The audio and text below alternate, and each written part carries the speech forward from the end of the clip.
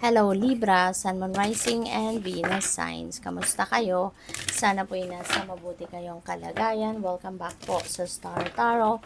At kung bago kayo rito, welcome din po kayo. Please subscribe, like, share my videos, and leave me a comment kung nakaresonate po kayo. Thank you. So, tingnan natin kung anong mga mensahe ninyo. Sabi dito, you're overlooking some important details. So, pay closer attention to what's going on. Okay? So, lalo-lalo na, no, kung meron kayong mga desisyon na gagawin, make sure na talagang tinitignan ninyo all four corners of your situation para wala kayong ma-overlook. Okay? So, kung meron kayong mga dokumentong pipirmahan, make sure na ulitin ninyo, basahin ninyong muli no, yung document or have other people check it for you, yung mga taong mapagkakatiwalaan mo din. Kasi baka meron kayong hindi nabasa or meron kayong nakaligtaan, basahin, maintindihan. So, i-review ninyo ito. Okay? Para before you sign that document, ay talagang alam na alam mo kung ano ang nilalaman nito. Okay? So, sabi din dito, you're too fragmented, so do whatever it takes to get grounded. Okay? Kasi hindi magandang magdesisyon, okay? Please be reminded na kapag magulo ang isip mo, kapag nalilito ka, kapag natatakot ka, kapag kinakabahan ka, yung mga ganon, wag na wag kang magdedesisyon. Kung sobra kang masaya, 'di ba? Kung parang nasa cloud 9 ka, wag na wag kang magdedesisyon. Dapat ang pinaka magandang emotional state, no? At doon ka magdesisyon kung ikaw ay kalmado, 'di ba? Yung nakakalma ka lang, 'di ba? Para hindi maaapektuhan yung mga desisyon mo ng kunyari, kung galit ka, lalong hindi magandang magdesisyon kung galit ka.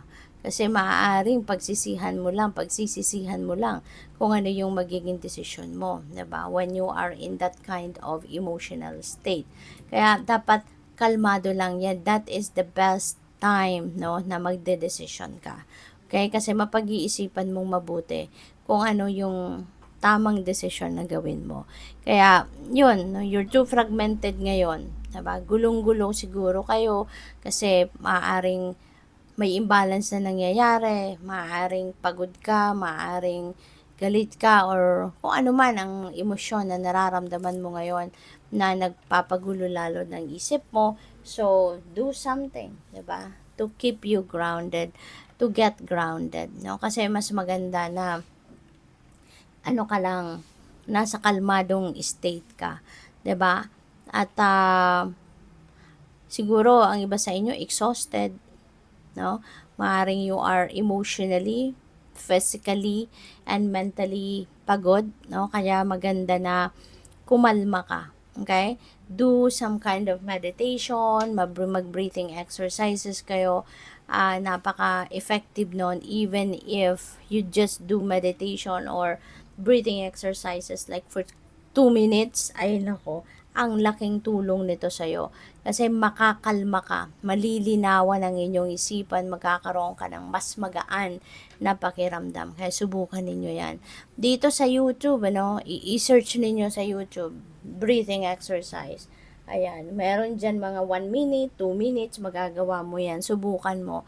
At yan ay ang mabilis mong makakalma ang sarili mo. Okay? So, sabi din dito, stop complaining and focus your attention on the blessings in your life.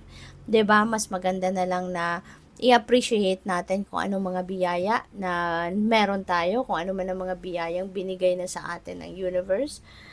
Let's appreciate that, no? Pagpasalamat natin 'yan, ikatuwa na natin 'yan rather than magko-complain tayo sa universe, 'di ba? Rather than maghahanap pa rin tayo, no, ng kung ano ang meron tayo, nagtatampo sa universe kasi wala pa kung ano man ang hinihingi, 'di ba? So that in a way parang you are complaining.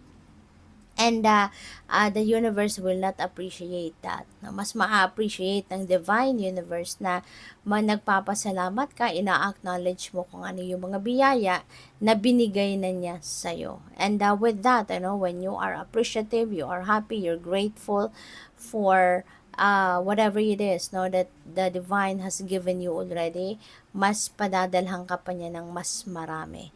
But when you are complaining, 'di ba?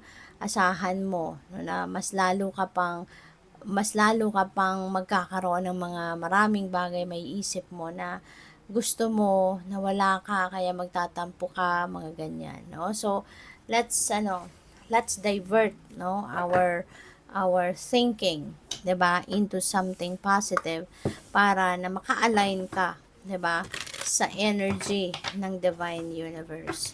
So, tignan natin kung ano pa. By the way, maraming salamat for subscribing. And if you haven't subscribed yet, subscribe na kayo. And also, maraming salamat din for not skipping the ads. Malaking bagay po yan sa akin. And also, please click the join button sa baba ng video kung gusto po ninyo na mag-join sa membership. So, look for the signs. Okay? Pay attention sa mga signs, symbols, and synchronicities na pinapadala sa inyo ng universe kasi nandiyan na, no, yung sagot niya sa inyong mga dasal. Nandiyan na yung sagot niya sa maharing sa gabay na hinihingi mo, sa enlightenment na pinagdadasal mo. So, be on the lookout for those signs, symbols, and synchronicities. Kasi maaari din ang iba sa inyo dito is asking for a specific sign, 'di ba, na makakapag-confirm sa kung ano man ang iniisip mo or makakapagbigay sa iyo ng green light, no? Kumbaga, sa kung ano man yung pinagdadasal mo. Kaya pay attention kasi you may be seeing tulad nito may pony, cloud formation na pony. Meron ka makikitang specific kind of ibon. Maaring makakita ka ng rainbow, maaring makakita ka ng number 33 or number 11, and those are master numbers. So, anything, no, anything na mga signs, symbols, and synchronicities, you'll be able to figure out din naman if it is a message para sa'yo. Kasi kukulitin ka niyan, paulit-ulit na mag-show up sa buhay mo yan. Kung ano yung specific sign na hinihingi mo or kung ano man yung sign na pinapadala sa inyo para ma-figure out mo kung ano na yun na yung sagot sa'yo. Okay? Kaya pay attention ka dyan.